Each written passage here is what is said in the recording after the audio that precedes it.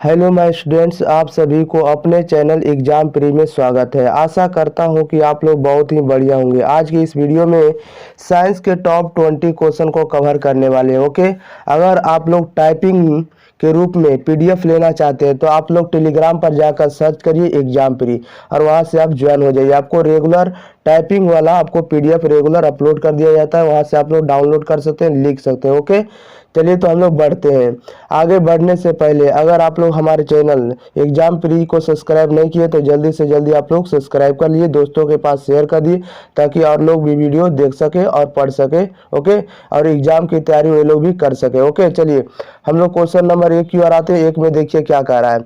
अगर आप लोग आंसर जानते हैं तो आपको आपको 2 से 3 सेकंड के अंदर आपको आंसर आपको कमेंट बॉक्स में बता देना। इससे क्या होगा कि आपको आंसर याद हो जाएगा। ओके, अगर याद रहे तो आप लोग देखिए शुरू से अंत तक। देखिए पहला क्वेश्चन कह रहा है कि सबसे कठोर तत्व कौन है, बताइए सबसे कठोर तत्व कौन है। आपको 2 से 3 सेकंड के अंदर बताना है, नहीं तो हम आपको आंसर बता देंगे। सबसे कठोर तत्व कौन सा है बताइए इसमें से। तो सबसे कठोर तत्व कौन सा होता है, तो हीरा सबसे कठोर होता है, इसलिए option number B is the right answer. Okay, बढ़ते हैं क्वेश्चन नंबर हम लोग 2 की ओर। 2 नंबर में देखिए क्या कह रहा है। 2 नंबर में कह रहा है कि डेंगू उत्पन्न करने वाले मच्छर किस तरह के जल में उत्पन्न होते हैं, बताइए इसका आंसर जल्दी जल्दी। डेंगू उत्पन्न करने वाले मच्छर किस तरह के जल में उत्पन्न होते हैं, बताइए आप लोग जल्दी जल्दी इसका आंसर। तो डेंगू उत्पन्न करने वाले मच्छर शुद्ध जल में उत्पन्न होते हैं। कहाँ उत्पन्न होते हैं, तो शुद्ध जल में, इसलिए ऑप्शन नंबर बी बनने वाला है correct answer. Okay, B is the right answer. बढ़ते हैं क्वेश्चन हम लोग 3 की ओर। 3 नंबर में देखिए क्या कह रहा है। 3 नंबर में कह रहा है कि प्राकृतिक चयन का सिद्धांत किसने दिया है, बताइए प्राकृतिक चयन का सिद्धांत किसने दिया है, इसका आंसर जल्दी जल्दी बताइए। तो प्राकृतिक चयन का सिद्धांत डार्विन ने दिए। किसने दिए, तो डार्विन ने, इसलिए option number C is the right answer. Okay, बढ़ते हैं क्वेश्चन नंबर 4 की ओर। 4 नंबर में कह रहा है कि प्रकाश संश्लेषण द्वारा किसकी प्राप्ति होती है, बताइए प्रकाश संश्लेषण द्वारा किसकी प्राप्ति होती है, इसका आंसर जल्दी जल्दी बताइए।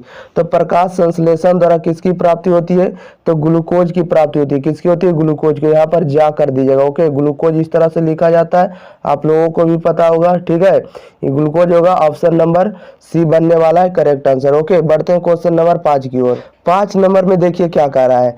5 नंबर में कह रहा है कि मुकुलन द्वारा अलैंगिक जनन होता है, बताइए मुकुलन द्वारा अलैंगिक जनन किस में होता है, तो ईस्ट में होता है, इसलिए option number B is the right answer. Okay, बढ़ते हैं क्वेश्चन नंबर हम लोग 6 की ओर।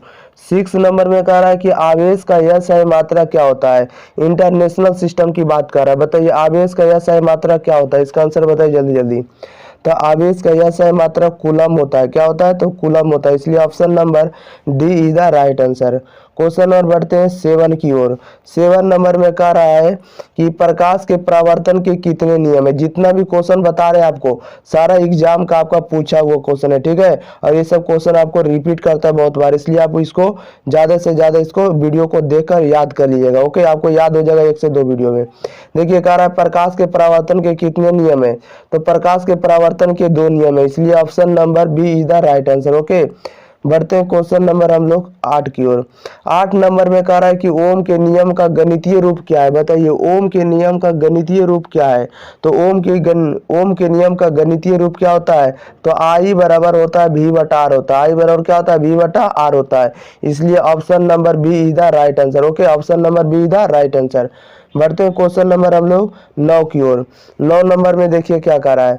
9 नंबर में कह रहा है कि मलेरिया उत्पन्न करने वाला मच्छर किस तरह के जल में उत्पन्न होता है, बताइए मलेरिया उत्पन्न करने वाला मच्छर किस तरह के जल में उत्पन्न होता है, इसका आंसर बताइए जल्दी जल्दी। तो मलेरिया उत्पन्न करने वाला मच्छर गंदा जल में उत्पन्न होता है। किसमें होता है, गंदा जल में, इसलिए option number B is the right answer. Okay, बढ़ते हैं क्वेश्चन नंबर हम लोग 10 की ओर। 10 नंबर में कह रहा है कि ओजोन परत पाया जाता है, बताइए ओजोन परत कहाँ पाया जाता है, इसका आंसर बताइए जल्दी जल्दी।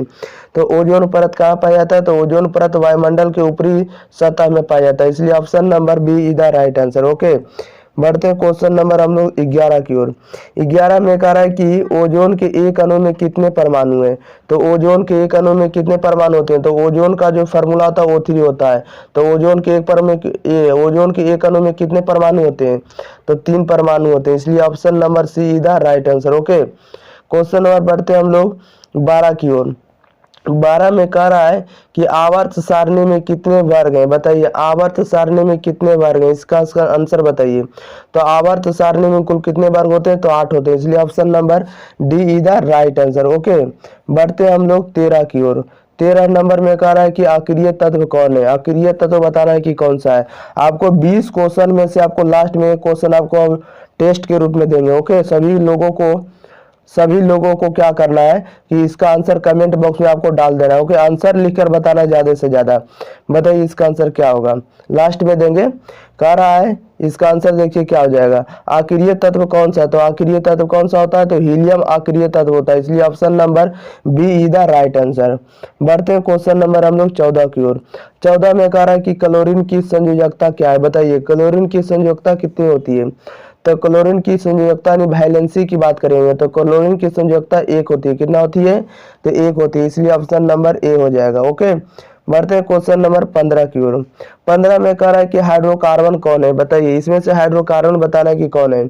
आपको सब्जेक्टिव का भी वीडियो देंगे, ओके, चैप्टर वाइज भी कर देंगे, और आपको जितना भी प्रीवियस ईयर क्वेश्चन बैंक में पूछा गया सारा क्वेश्चन देंगे। ओके, सारा कंप्लीट कराएंगे, आपको इस चैनल से आपको जुड़ जाना है। हाइड्रोकार्बन बताना है कि कौन है, तो हाइड्रोकार्बन इसमें से कौन है इसका बताना है। तो हाइड्रोकार्बन जो हो जाएगा ऑप्शन नंबर बी हो जाएगा, C6H6O6 हो जाएगा, C6 हो जाएगा, H6 हो जाएगा और C6H12O6 हो जाएगा। जिसमें कार्बन और हाइड्रोजन के संयोग से बनते हैं उसे हम लोग क्या कहते हैं, हाइड्रोकार्बन कहते हैं, इसलिए option number B is the right answer. बढ़ते हैं क्वेश्चन नंबर हम लोग 16 की ओर। 16 में कह रहा है कि पादप में फ्लोएम संवाहक होता है, बताइए पादप में फ्लोएम संवाहक होता है किसके लिए होता है, इसका आंसर बताइए जल्दी जल्दी। तो पादप में फ्लोएम संवाहक होता है किसके लिए होता है, तो भोजन के लिए, इसलिए option number A is the right answer. Question number देखते हैं हम लोग 17 की ओर क्या कह रहा है। 17 में कह रहा है कि तंत्रिका तंत्र की उत्पत्ति किस प्राथमिक ऊतक द्वारा होता है, इसका आंसर बताइए। तंत्रिका तंत्र की उत्पत्ति किस प्राथमिक ऊतक द्वारा होता है, इसका आंसर बताइए जल्दी जल्दी। तो तंत्रिका तंत्र की जो उत्पत्ति होती है प्राथमिक ऊतक कौन सा होता है, तो एंडोर्म होता है, क्या होता है, एंडोर्म होता है, इसलिए option number C is the right answer. Question number बढ़ते हैं हम लोग 18 की ओर। 18 में कह रहा है कि किस दर्पण से वस्तु का बड़ा प्रतिबिंब बनता है, बताइए किस दर्पण से वस्तु का बड़ा प्रतिबिंब बनता है। तो किस दर्पण से बड़ा प्रतिबिंब बनता है, तो अवतल दर्पण से, इसलिए option number B is the right answer. बढ़ते हैं क्वेश्चन नंबर हम लोग 19 की ओर। 19 में कह रहा है 19 क्षमता वाले लेंस का फोकसांतर होगा, इसका आंसर बताना है। तो क्षमता यहाँ पर दे दिया है, P बराबर में दे दिया, 2D दे दिया, ओके, और 2D D का मतलब मीटर में हो जाएगा, क्षमता किस में होगा, मीटर में, और आंसर किस में दे रहा है, सब आंसर दे रहा है सेंटीमीटर में, और यहाँ पर फोकस दूरी निकालना है, तो फोकस दूरी यानी F का मान निकालना है। तो याद रखिएगा P बराबर फार्मूला होता है, P बराबर होता है 1/F होता है, P बराबर क्या होता है 1/F होता है।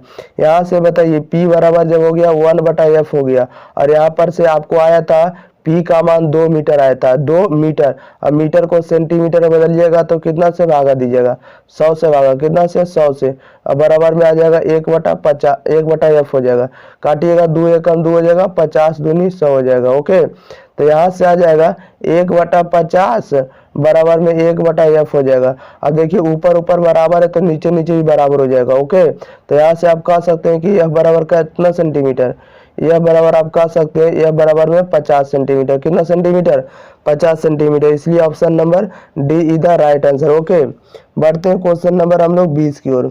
20 नंबर में देखिए क्या कर रहा है, लास्ट क्वेश्चन है। 20 नंबर में कह रहा है कि निकट दृष्टि दोष का निवारण किस लेंस से होता है, बताइए निकट दृष्टि दोष का निवारण किस लेंस से होता है, इसका आंसर बताइए जल्दी जल्दी। तो देखिए इसमें देखिए कितना पद है, निकट में देखिए 3 पद है, 1 2 3 पद है। तो याद रखिएगा कि जब भी 3 रहेगा तो 3 के लिए आपको 4 बताना है, 3 के लिए क्या बताना है, 4 बताना है, यानी चौथा होगा जिसमें 4 वर्ड रहेगा। इसमें देखिए 3 वर्ड है, 1 2 3 वर्ड है, और इसमें देखिए जब 3 वर्ड है तो इसका आंसर जो होगा 4 होगा, क्या होगा 4 होगा। तो देखिए 4 वर्ड किसमें, इसमें 1 2 3 है, इसलिए ये नहीं होगा, 1 2 3 4 वर्ड है, इसलिए ये क्या हो जाएगा, ये हो जाएगा। अब देखिए इसमें बहुत सारा वर्ड है, इसमें भी बहुत सारा, इसलिए इसमें नहीं होगा। तो याद रखना है कि 3 रहेगा तो 3 के लिए आंसर 4 देना है। तो निकट दृष्टि दोष का निवारण किसे होता है, तो अवतल लेंस होता है, इसलिए option number B is the right answer. अब देखिए टेस्ट के रूप में देखिए आपको क्वेश्चन दे रहे हैं, जिस सभी को आपको कमेंट बॉक्स में आंसर बताना है। टेस्ट के रूप में रहेगा कि प्रकाश के परावर्तन के कितने नियम है। ऑप्शन ए में 1 है, बी में 2 है, सी में 3 है और डी में 4 है। और सभी लोगों का आंसर आना चाहिए कमेंट बॉक्स में। आंसर आपको देना है, ए बी सी नहीं देना, आंसर देना है, ठीक है। नहीं दू रहेगा तो दू दे देना है, जैसे 1 नंबर या क्वेश्चन लिख के इसका आंसर लिख के आपको टाइप कर देना है 2 जगह, ओके। सभी लोगों को आना चाहिए, आपको मोटिवेशन मिलना चाहिए। अब वीडियो को आप लोग देखते हैं तो आप लोग लाइक जरूर कर दीजिएगा ये, ओके। वीडियो को आप लोग एक बार जरूर शेयर कर दिए, एक बार तो शेयर करने का बनता ही बनता है, ओके। चलिए तो मिलते हैं अगले वीडियो में, तब तक के लिए रहने देते हैं। Thank you for watching this video.